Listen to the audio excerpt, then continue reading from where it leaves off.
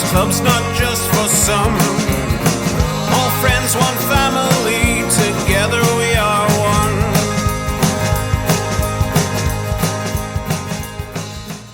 Hello. Hello. Well. And very welcome back to another episode of FHTV Weekly. And I'm saying that because the longer this goes on, the less inclined I am to remember what episode it is. So we episode can just do 9. 9. Cool, yeah, but it's not easy just to say another one and then just motor on. No, it's 9. fair enough, right? I'll leave it to you two, so you can go and whatever. Thanks, Club Media Officer. Cheers to that. No worries, yeah. Yeah. So episode 9, we have more stuff coming up. We have 500 Club again, as per normal. The second draw for May. We have the best bits from Bohemians match. Because that'll be a short video. Anyway, we have the goal of the month winner for April. The Bartley corner is back with Brian McKenna, who Harps fans will remember from the late 90s. And we're looking ahead then to another game this weekend, an early Friday kickoff against Dundalk. Which Dundalk will we get? We'll find out. Probably not by the time this goes out, though. Yeah, no. All right. Where we start? 500 club, see if I won. 500 clubs. Yeah, let's see if you won. You didn't. Welcome to draw number 2 for May 2021 for the 500 Club. Delighted and honoured to have making the draw with me this week the legend of pitch maintenance, that is Lawrence Merritt. Lawrence, give that a wee spin for me there, please. And open her up, pull me out a number for €300. Good man. And that is number 160. So that doesn't spin on me there. And number 160 is Cahill Campbell, number 160 Cahill Campbell from Lurgan. And give another spin now for €100, please.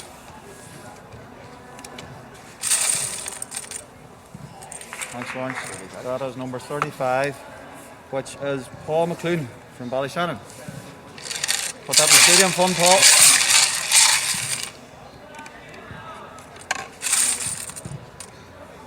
And the final €100 goes to number 176, which belongs to Paddy McGranahan, care of Kiernan's. Thanks very much once again to all the 500 Club members. Thanks for your ongoing support. We'll see you next week. Congrats to the winners again. Congrats. Good on you, good entering. And come back next week for more stuff. Look. As normal. Well done, Trevor. And well done to Lawrence Merritt for pulling out those balls. Oh, excellent. Vintage Lawrence. Great work. So, we move on. And Bohs. What are we talking about next? Or do we have a... Okay. Do you have highlights? I was going to say, when are you doing the goal of the month winner? Or did I... After that. Okay, fair enough. Yeah. Okay, we'll get Bohs highlights. We'll get Bohs out of the way. Yeah, Bohs. Roll the very highlights. The highlights. These. Yeah. Judge the breeze a little bit better than he has done in the opening stages. Mark Coyle edges up to a little bit more of an advanced role. Comes for Oalabi. Not thinking of the shot first time this time. Manages to get across Oalabi, and Bohemians have to scramble to get it clear, and it comes only out as far as Seymour and Russell. Seymour has it again, and Finn Harps have men in attack if they can work this correctly. Russell shows some neat skills to retain possession of the ball. Carlo Sullivan now comes onto it. 2 to beat for the Finn Harps man, and he'll settle for the corner. Yeah, good defending there by Breslin. Just you got to stop the cross coming in, and they can try and deal with this corner now. I thought James Talbot made life awkward, I should say, for Cornwall there. They looked at that situation in control over the last 30 seconds ago, and they're great at going forward as well. Dawson Devoy just overplays that one a little, puts Bohemians under a little bit of pressure, but they're happy enough to go back to Talbot, who plays it off the back of Oalabi. Boyd is causing a little bit of trouble up there since coming on. Just a big tall guy, Sean Boyd himself, and Ethan Boyd, of course. Two players had long spells with Shamrock Rovers. I'm sure they'd like to try and do something here. Angles it into the box and comes as far as Foley. He pulled that shot somehow. He knew it as soon as he made contact with it, hands on head.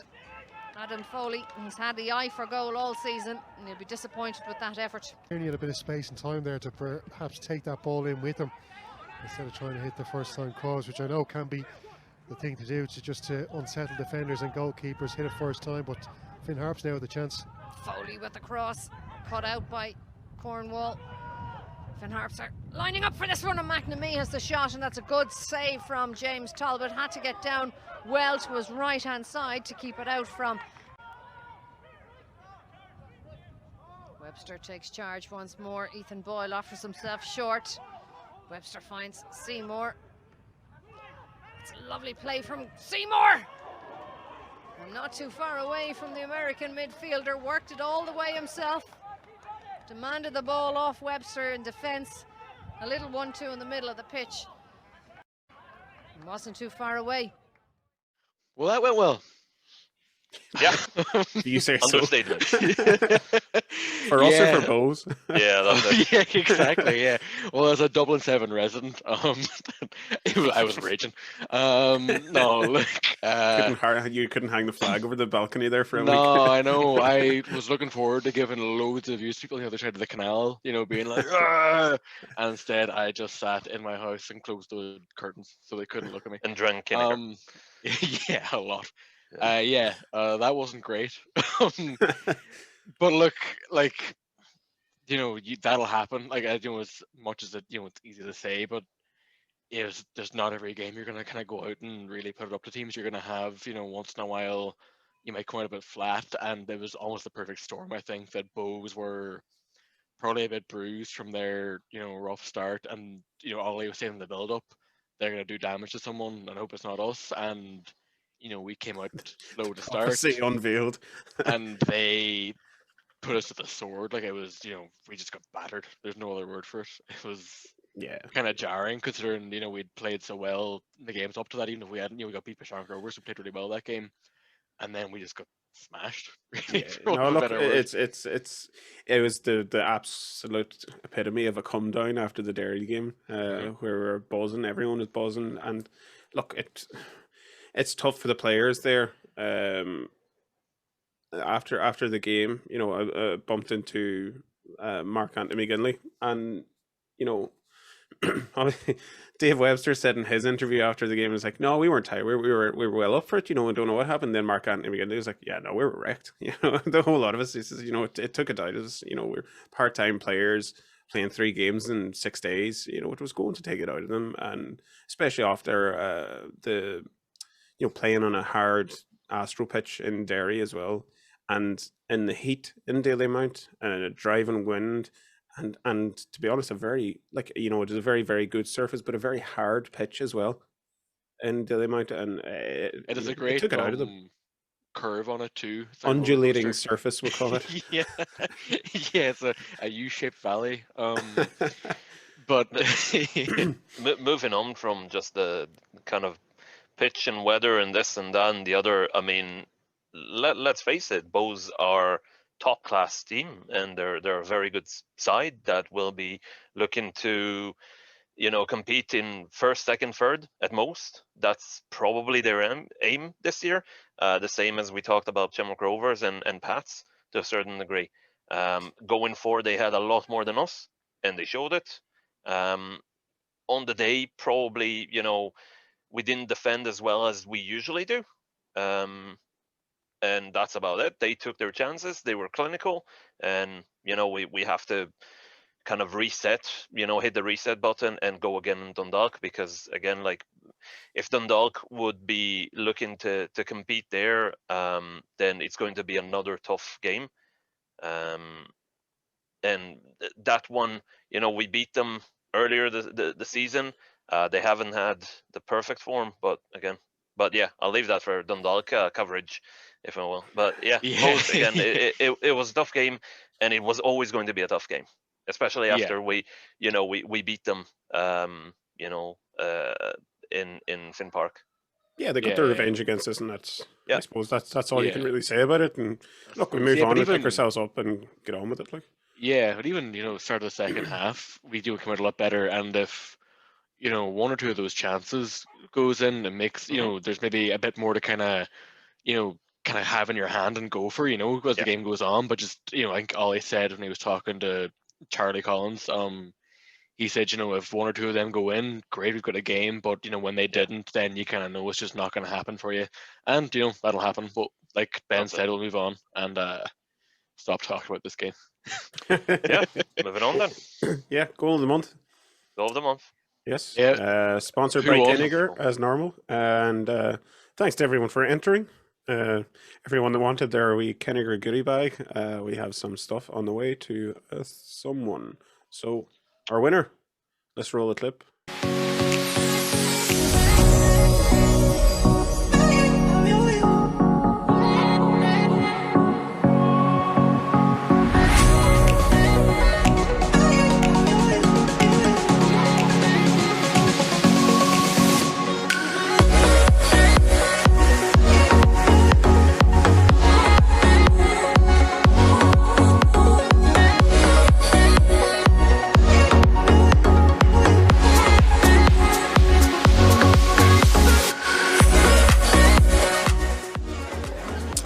Throw from Dave Webster for trying to contend with here. Hassan Siddiqui. Ethan Boyle keeps it in the mix. Here is Carl Sullivan. Oh, what a strike! What an opening goal for Finn Harps. What a strike that is. You won't see a better strike all weekend. Bottom corner. In early stages of this second half. Drogheda United 0, Finn Harps 1. One in the first half over the bar, and that one he absolutely pinged. And keeper, no chance. What a strike. With 75% of the vote, Carl O'Sullivan's goal against Drogheda was the winner. Fair enough. Who did win? We did have a winner. We were pretty unanimous in our decision with this one as well. As a comment by a guy of the name of Jack Galt. And he said, goal A was Carl O'Sullivan. He says, what it's like when you turn your pillow to the cold side, utter perfection. I just thought it was glorious. I mean, that's it. It's so it's relatable, unilaterally correct. It's like it's internationally accepted. So you can't really go wrong. The Arctic Circle is still accepted, I think. Like I'm sure it was. a glorious comment. Yeah, I'm sure. So we have some Kinnegar goodies on the way to Jack Galt. So Jack needs to contact us, Congrats. and we'll be in contact or something. We don't know how we're going to do it, but here. We'll put that out of the universe and see what happens. Yeah. Here's hoping he's not from the somewhere in the Arctic Circle. I'm not paying for that. Tell you what. So, but also goodies for Carl O'Sullivan. We have some stuff. Who no doubt is watching this. Yeah, he's obviously watching it. He's been itching for the last month to see if he was going to win the goal of the month. Massive FHTV Weekly fan. Carl never stops talking about it. Yeah. I'm also gutted for Adam Foley, who doesn't get goodies after the first month. But you look, he's 5 goals already, so we kind of hope there's a few more to come, and maybe a spectacular one here and there that he, keep him hungry. Keep him hungry. Yeah. He might keep him thirsty. Yeah, that too. And moving on. Oh yes. Thanks to Kinnegar as always for the sponsor. Mm-hmm. Yeah, fair play to you. Fair play to the big bunny. Bartley corner. Mm-hmm. Very relatable one for the heartbreak week that's in it. So from 1998 to 2000, we had a goalkeeper from Dublin by the name of Brian McKenna. He had a fantastic first season, 98-99, and that was an incredible season for Harps. Missing out in Europe by skin of your teeth sort of thing, and obviously the notorious triple header cup final we had that year as well. So Brian was in nets for that, and Bartley caught up with him during the week, and we have an excerpt of it here. Okay, this evening I'm joined by Brian McKenna. Brian is a Dubliner from Palmerstown in Dublin, and he played for Harps in the 98-99 season and the 99-2000 season. Brian made 67 appearances for the club in those 2 seasons, which is quite a high amount for a goalkeeper. And interestingly, I know I always give goal scorers, and as just a turn, Brian kept 16 clean sheets in his first season, and he kept 4 clean sheets in his second season. Brian, great to have you on. Thank you, Bartley. It was nice to get the invitation. Not at all. And as you say, you went to St. Pat's. Would it be safe to say that was probably the best time of your career in the League of Ireland? You won 2 league medals, and then I think Trevor Wood got brought in the following year. It was a little bit actually the other way around. The first year, Brian Kerr was in charge. Brian signed me for St. Pat's, and he brought in a good few players that year after the win the league. And I think Davy Campbell went on to Shelbourne or whatever. So there's a few new bodies came in that current year. And then Brian left at Christmas to take over the youths. So Pat Dolan took over. And so Pat was very good to me. Again, came over, I want you to be number 1 and all that type of stuff. So that was second half of the season. Would have played a good few games.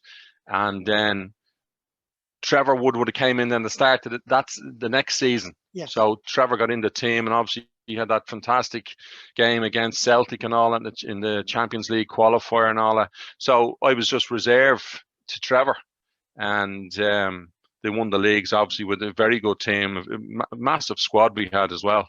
But then I remember I was finished training one night, and Pat Dolan says to me, Charlie McKeever's been on from Finn Harps, he wants to speak to you. I said, all right, okay. And he was happy enough to let me go and speak to them. So done the deal with Charlie and met Derek Wilkinson, of course, and signed the contract. And I always liked Charlie because Charlie always in our team talks about it was the back 5. It wasn't just the goalkeeper and the back 5. It was the back 5. He always spoke as a unit about us, which was always good. Because sometimes in other teams, people didn't speak like that, Yeah. And that's how I ended up in Harps. And I have to be honest with you, I think that was a more enjoyable time. Well, as I said to you at the start there, you made 67 appearances in the 2 seasons. Yeah. So you were pretty much a regular. I think we'd had Dave Henderson. Oh no, sorry, Stephen Henderson had been our keeper. Yes. And Charlie brought you in then. I think Stephen he was moving down towards the Cove area at that stage. Yeah. Anyway. Yeah. So and then as you say, as a unit, you're back 5, 16 clean sheets in your first season.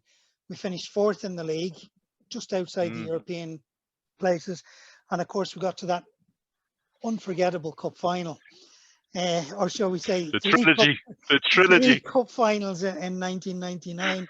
You must have enjoyed, that season in particular must have been very enjoyable for you. Were you training with Harps at that stage, or did you train in Dublin and just go up for the matches?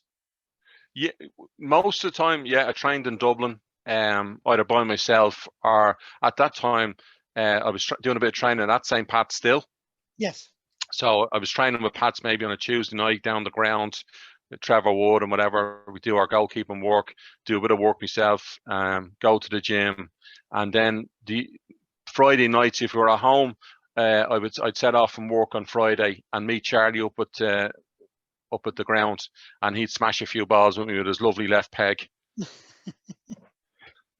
And then have a bite to eat, stay over, and then obviously meet up with the team the next day. So that was regular enough, going up on a Friday, which I thought it was nice to get up and do a bit of work on a Friday, and then be ready for the game on a Saturday. And we'll bring you to the cup final of 1999. First game, you get man of the match. Yeah. But it wasn't a particularly good game, and I don't think we turned up that much on the day. So I think you probably had more to do in that game than you probably did in the other 2. Well, but to make a save from my own man, Speaky decided to head one towards our goal. But I always felt, and I had said it after the game. I got interviewed after the game, obviously, and they said to me about the game, whatever. And we always knew how Bray would play. They'd play 5 at the back, it wasn't 3 and it was 5, and they kept it tight and all that. And it was for us to break them down. And that was going to be a hard thing if the 5 of them stayed in the. But yeah, you're right. The first game we didn't turn up, and I think we, second game played a lot better. Again, penalty save and all that type of stuff, and your man was in the box when the save was made. And when it all finished, obviously the whistle just blew after that, because I kept saying to myself, how did he get there so quickly? I couldn't understand how Tarzan could get there so quickly. And I remember walking off, and there was a friend of mine, Aaron Lynch, who was at Bray at the time, goes, hard luck, he says, but it shouldn't have been a goal. And it was only when we seen it on the telly that night how far ahead of it was. Now, we met up then, I think the replay then was the Thursday night maybe. Sunday, Saturday, and yeah, it was Thursday. Yeah. Yeah. No, you're right. And like, yeah, the old meeting on Thursday at the hotel wasn't the most pleasant meeting, because they showed the penalty being taken, and I remember Gavin Dykes, he had his arms wrapped around. I don't know who he was marking, but he wasn't going anywhere, and there was a few choice words anyway, about people switching off and all that type of stuff, and then unfortunately we lost then the third game. And I always feel that, that was a great stepping stone. If he had won that, it would have been a great stepping stone for the club, because I think it would have rewarded, what people invested in the team and how things went. And when we went back for training, later on the summer, it was a bit flat and it was a bit down, a bit of a hangover probably from it. And obviously then we got off to a bad start then as well that next season. No, again, great from Bartley. Great to have Bartley corner back. You can see it. The cup finals of 1999, the cup finals, because there were 3 of them, are a bit before kind of my time of memory, but like grim enough. Yeah. Nigel, tell us about it. What's your memories of it, Ben? Yeah, look, it was again, that's the epitome of heartbreak again for a Harps fan. We were incredible in the league all that year, but just fell up short in the last couple of games. Finished 4th in the league when the top 3 qualified for Europe at that stage. We had the cup final, and that was the back door into Europe, if you like, and failed at the final hurdle as well. And I think Tarzan O'Brien is still the most hated man in Ballybofey after his goal for Bray. But look, I hate it. I hate everything about it. You really helping keep the mood down. Good man yourself. But no, absolutely. This interview with Brian McKenna is fantastic. Talks about in the full interview with Bartley, which will go up on YouTube, he talks about his his disappointment at not making it over in Brighton. Coming back to the League of Ireland, getting his start with UCD, going on to Limerick and Pats and Harps and Monaghan, and finally finishing up in Dundalk. And he says, he just wasn't in it when he finished up at Dundalk, and turned out that he even surprised Bartley with why he retired. Bartley didn't realize that he ended up getting a pacemaker put in and forced an early retirement at 30. And it was a very big shock, because he was a very, very good keeper as well. He was very underrated in the league, and it's a great story, and he goes into more about his time in the league as well as just Harps, and it's definitely worth a good listen for anyone. So that'll be up on YouTube inside the next week or so. Good stuff. Whenever, yeah. Look forward to it. Yep. So yeah, Dundalk. What's next? Dundalk. Oh, great. Are we playing Dundalk? Yeah, are we playing Dundalk under 19s? Dundalk under 19s. Yeah, who knows? Mix. Who knows? Smart money says Dundalk. Good chance to bounce back. Anyway, whether it's the 19s or the actual Dundalk team, they haven't gone off to the best to start. I don't know about the 19s. Actually, they're probably only back in training, but the senior team are not off to the best of starts. So we shouldn't be kind of fearful of them. They'll obviously want to start getting points on the board and kind of kickstarting their season. But obviously, we've ran teams close at Finn Park, have a few good wins at Finn Park, and again, want to bounce back ourselves. The lads will want to put a shift in after the disappointment of Saturday. So they have a close game and a good game, you'd hope. It's another one that's all about Fortress Finn Park, isn't it? That you got to build your solid run on your home form before anything else, and this is kind of one like we have to target. In years past, you're saying if you can nick a draw out of Dundalk, you're doing well. But Dundalk's in disarray this year.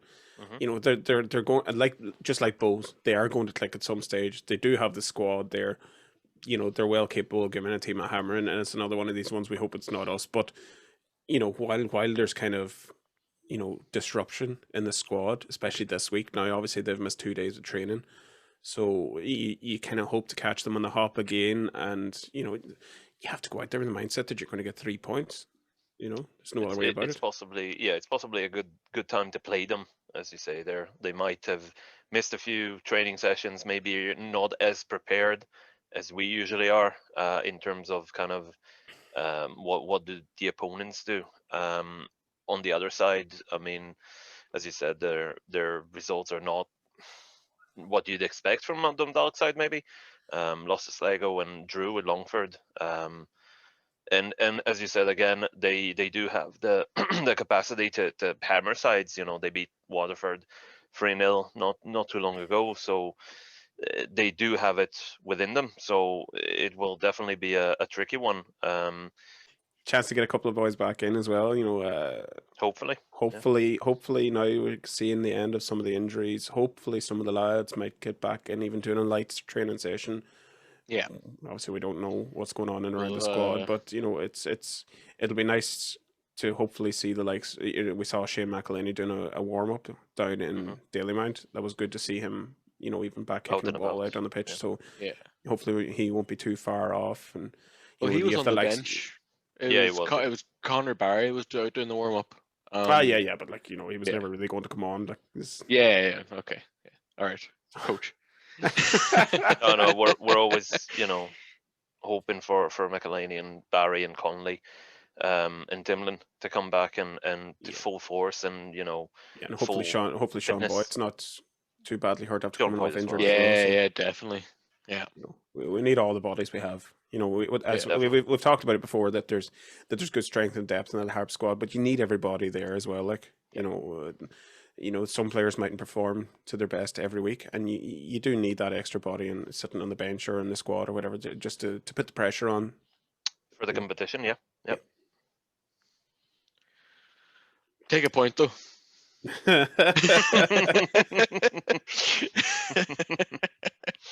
Thanks, Ollie.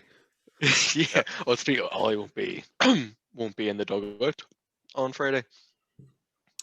Yeah. So it'll be down to Paul. He'll be the one getting told up by the fourth official for most of the game, you'd imagine. Well, look, Paul himself is an experienced manager as well. Not only just an assistant. Of course. He's if you're going to have anyone else on the sideline, you have nobody better there to step in. Who's managed Harps in the past, who's managed Derry, managed Institute. He's been around the block. He's an experienced manager, experienced coach, and I'm sure him and Ollie will have their game plan well set out in advance anyway. Yeah, I think we should wrap this up. Good to see you. Take a point. Thanks for watching. Up the Harps. Yes. Thanks to sponsors Kinnegar, as usual. Again, for sponsoring the Goal of the Month prizes, and for sponsoring us, and for giving me a nice flag and nice T-shirts, and they're good. We'll they're see good. everyone next week. And we'll see us all next week. And good luck.